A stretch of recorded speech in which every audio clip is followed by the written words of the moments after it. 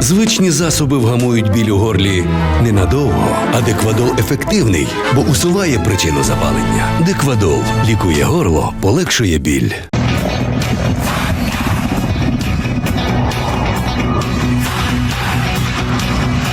Паніка на болотах. Надвечір четверга телеграм-канали військової пропаганди ворога зарясніли тривожними повідомленнями. Стверджують, що російські повстанці десантуються з гвинтокрилів у Козинці, що на Білгородщині. Підтверджують і тяжкі бої біля Сподарюшиного. Саме там раніше окупантам уже довелося піднімати білий прапор. У мережі з'явилося відео, на якому загарбники здаються силам РДК та Легіону Свобода Росії.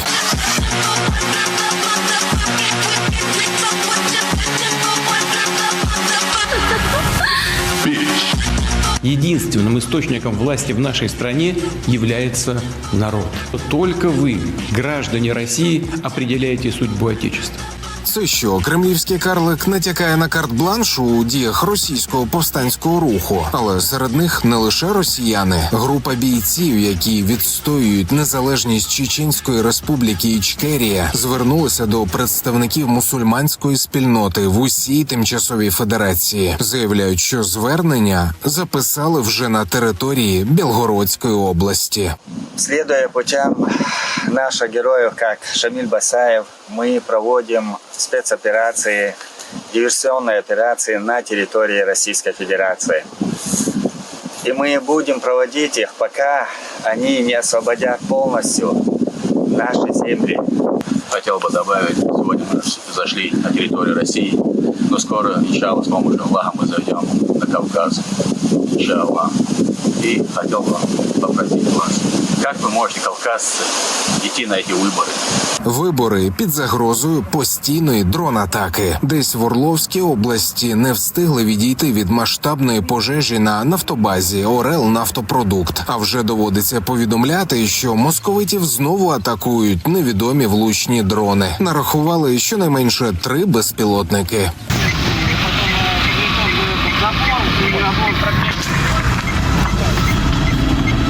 Буде гаряче. На 3-й день рейду російських повстанців новий анонс пекельних подій у Курській та Білгородській областях. Російський добровольчий корпус спільно з Легіоном Свобода Росії та батальйоном Сибір повідомили про обмежений час роботи тимчасового гуманітарного коридору. Задіяли його у низці російських населених пунктів на прикордонні. Гарантуватимуть безпеку як для цивільних мешканців, так і для військових окупантів. І частина населення Грайворонського району вже скористалася порадою. Это все с Грайворона едут. Вот мы заехали на заправку, сейчас вот наши вот стоят машина. И вот еще люди стоят. Машин много едет, выезжают. Вот едут друг за другом машины. В принципе, здесь все видно. Продолжают ехать. Заправка, очередь. В принципе, люди уезжают.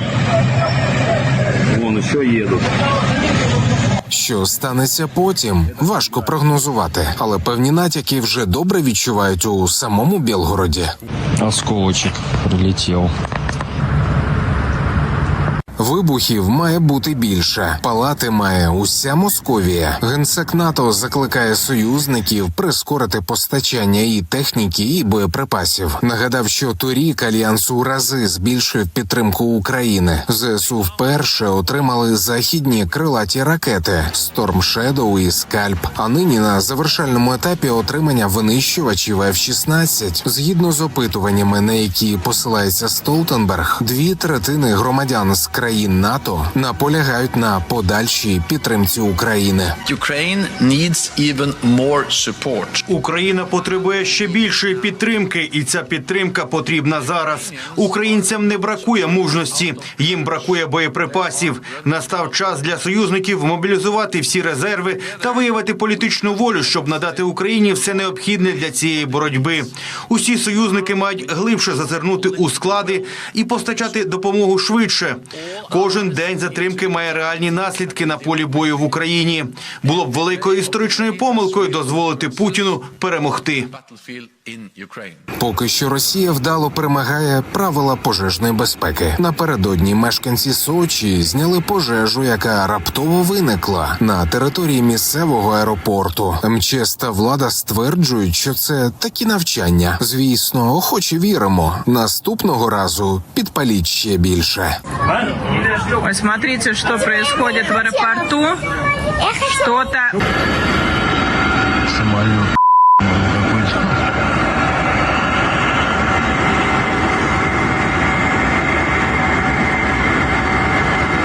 Олексій Пасак, 5 канал.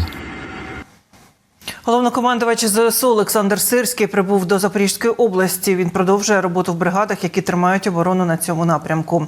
Попри складну ситуацію на цьому відтинку фронту, командуванню вдалося запустити процес ротації бригад, які тривалий час виконували завдання на передовій.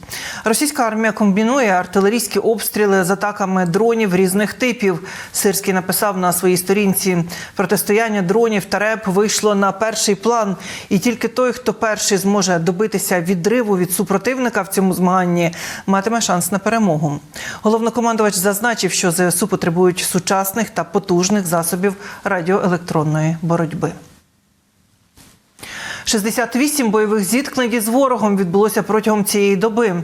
Ворог намагався прорвати оборону на Новопавлівському та Авдіївському напрямках. Там наші оборонці відбили аж 36 атак. Про ситуацію на фронті повідомили у вечірньому зведенні Генерального штабу.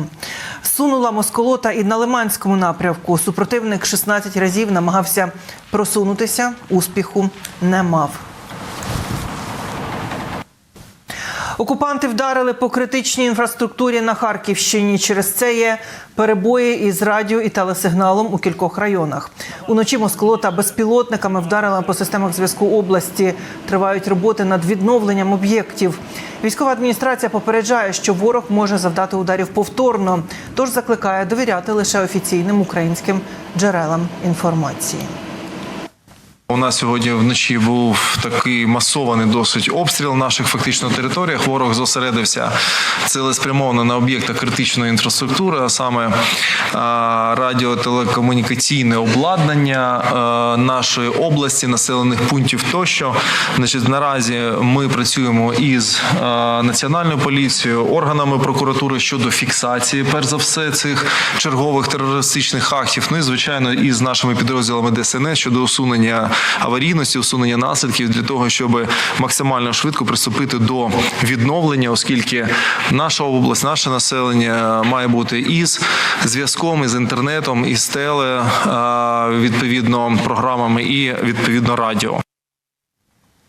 Добровільно взяли до рук зброю, аби захистити країну від ворога. 14 березня в Україні відзначають День добровольця. Його започаткували у 2017 році, хоча перші бійці пішли на війну проти агресора ще 10 років тому. Після перемоги Євромайдану над режимом Януковича 5000 майбутніх воїнів рушили на навчальні полігони, а звідти – на передову. На захист країни встали сотні тисяч людей. І 24 лютого чимало повернулися з-за кордону. Як це було, пригадувала Ганна Рибалка. Ці кадри з сюжету, який так і не вийшов в етер на 5-му каналі. Заходьте. 16 лютого 2022-го ми знімаємо матеріал про родину резервістів тероборони Марту Юськів та Сергія Чорного. Подружжя, яке має 3 дітей та доглядає десяток котів та 2 собак. На той час уже майже рік, як підписали контракт зі 130-м батальйоном ТРО і взяли до рук зброю. Поки що на навчаннях. До повномасштабного вторгнення Росії та окупації частини Київщини залишалося 8 днів. І черговий раз нас можуть окупувати. Я сподіваюся, що цього вже ніколи не буде. Повернутися до часів, коли не можна було говорити своєю мовою, коли ми не знали своєї історії, це гірко буде. Ось так із котом на руках, за шахами і чаєм Сергій і Марта пояснюють, чому вирішили стати резервістами тероборони. По-моєму, небезпечно залишатися беззбройним у випадку агресії. Того краще, і мало того, якщо вже зброя, то це краще бути в Збройних силах України, ніж буде самому зі зброї.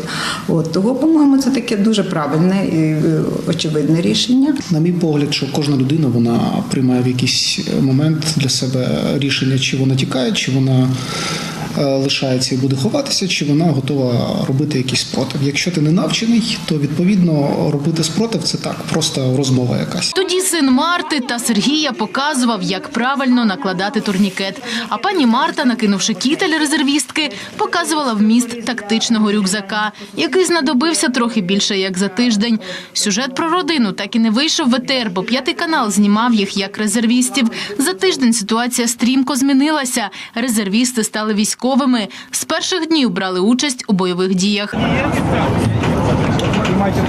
14 березня 2014 року. Історичні кадри. З Європейської площі у Києві рушають 500 добровольців. Кілька тижнів, як з Євромайдану. Тепер на тренувальну базу в Нових Петрівцях. Самооборона рушає для формування першого добровольчого батальйону. Частина особового складу самооборони, яка висувається на навчання на полігон. Підрозділи, які у майбутньому будуть Національною гвардією. Значить, я подаю команду. Ви стоїте в стрій.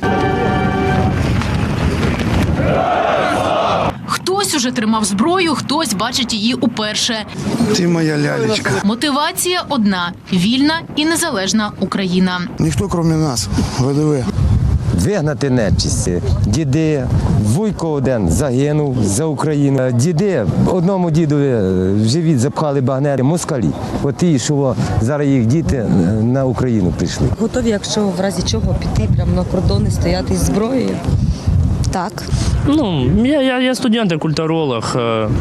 Так сталося, що приходиться брати в руки. Серед тих, хто в 14-му став до лав добровольців, аби боронити своє, був і Павло Долинський. Разом із побратимами долучився до добровольчого українського корпусу. Він захищав Донецький аеропорт, отримав 4 вогнепальних і 8 уламкових поранень. Після закінчення Майдану відразу ми перейшли в військову ситуацію конфлікту з Росією. Ми зрозуміли, що наша допомога добровольців синів України потрібна саме там, на Сході в той момент. Тому це зараз, з оглядом на 10 років нашого українського досвіду саме війни України, ти ж розумієш, як би воно могло бути.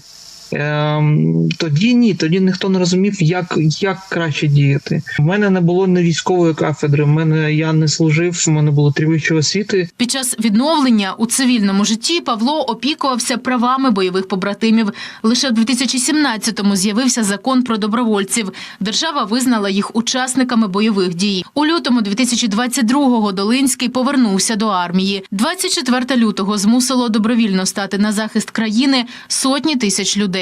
Це от зараз мене покликали навідником. Прийшли пацани з його екіпажу і кажуть, що нам треба навідник, у нас його зараз нема, і давай ти будеш навідником. Я такий, це ж можливість крашити русню. Це те, що я хотів. Коротше, я щасливий. Я, в принципі, відчуваю себе повністю вільною людиною в цій країні. І цю країну я відчуваю своєю. До 24 лютого 22-го Романа Ратушного знали як громадського активіста та учасника Революції Гідності. Його ініціатива «Захистимо Протасів Яр» зв'язала руки забудовникам в одній із зелених зон Києва. Роман – військовий доброволець.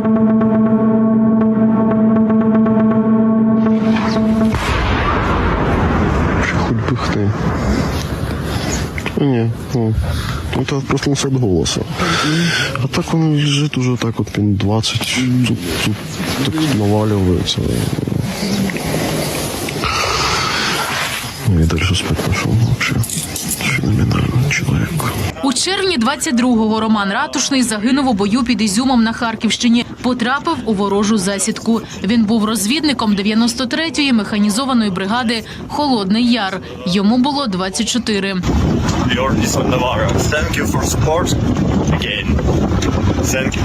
Чуєш, то Ратушний стоїть. О, де? Тут у нас. Пан віце-адмірал Роман. Чоловіки-розвідники, жінки, гранатометниці, бойові медикині й снайперки, артилеристи і аеророзвідники. А в довоєнному житті підприємці, спортсмени, вчителі, журналісти, студенти різних спеціальностей. Люди, які ніколи в житті не відчували на пальцях порох. І тоді, в 2014-му і в 2022-му добровольці відіграли ключову роль і зберегли країну. Ганна Рибалка, 5 канал.